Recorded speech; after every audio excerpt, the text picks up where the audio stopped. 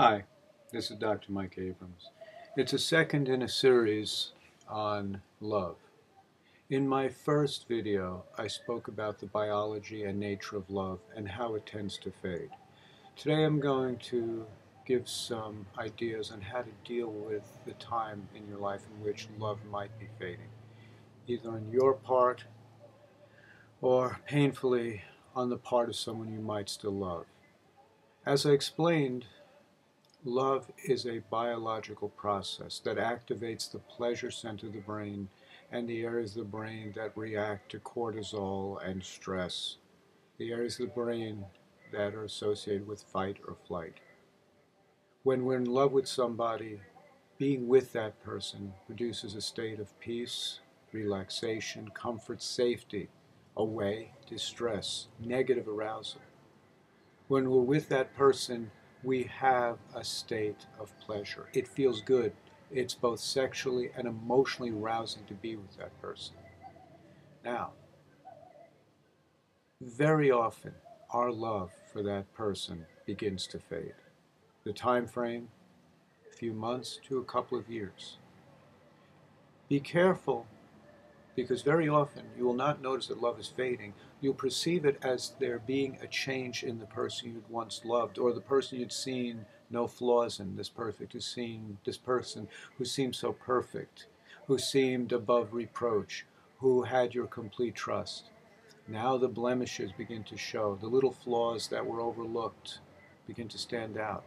The things that be readily given a pass, that you'd let go, now begin to irritate you. Love's loss is often seen as a change in the person. They become irritating, annoying, less desirable. Suddenly you notice they're not that pretty, not that handsome. Similarly, if you see the converse in the person who you love, suddenly they're criticizing you. Everything you do is annoying. It's a mistake. It's intolerable. They lose their patience for you. These are signs on your part, and correspondingly on their part, love might be ending. What to do when it's with you? Well, first, be sure that there really isn't a change in the person, that in fact, there's a change in you. Examine yourself. See if in fact you've changed your standards. Is there a change in that person? Are they behaving differently? If you could point to no real changes in that person and they becoming less appealing, more irritating, there's a very good chance the romantic love that you have for them is starting to fade. Now, is the relationship over? Very often not, if you choose it not to be. The most enduring relationships are often seen in arranged marriages. Take in Hindu culture, in which parents and families of young people who are economically, professionally, even, although forbidden, caste-wise, that is, every strata of social life is paired and matched. These people then have a marriage predicated on social, economic, and familial connections. The love that grows out of those marriages tend to be the most enduring of any type of marriage. In contrast, marriages that grow purely out of romantic love with less common factors tend to be those that construct the very high divorce rate. So let's say you see your romantic feelings for somebody you had been deeply in love with, obsessed with, starting to fade. If you want to salvage that relationship, you have to be very proactive in moving towards that arranged type of love, as it were, that arranged marriage situation. You've got to increase the rate of socializing.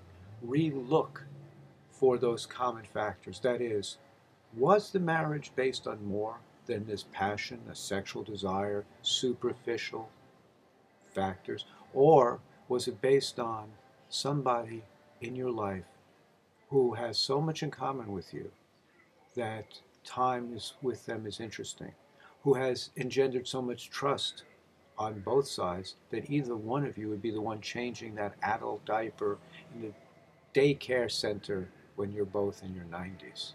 If that's what's happening, then the romantic love can be replaced, built upon, even as it fades, with this companionate new love that can be developed. So as I said, you increase socializing. You redate. You commence new activities, new interests. You find things to do together.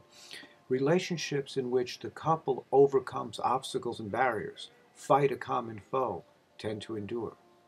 Well, I'm hoping you're not facing adversity, and I'm not suggesting you look for it, but suppose you face challenges. It could be something as simple as going to an indoor climbing wall or taking a walk up Pikes Peak. That is, face a challenge together that increases arousal. Because studies have shown that when couples share adversity and emotional arousal or a common enemy, it creates an enduring bond.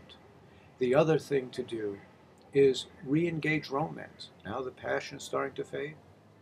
As I said, start dating again. Go out. Reinvigorate it through social activities, finding cultural activities you can do in common. More on this later.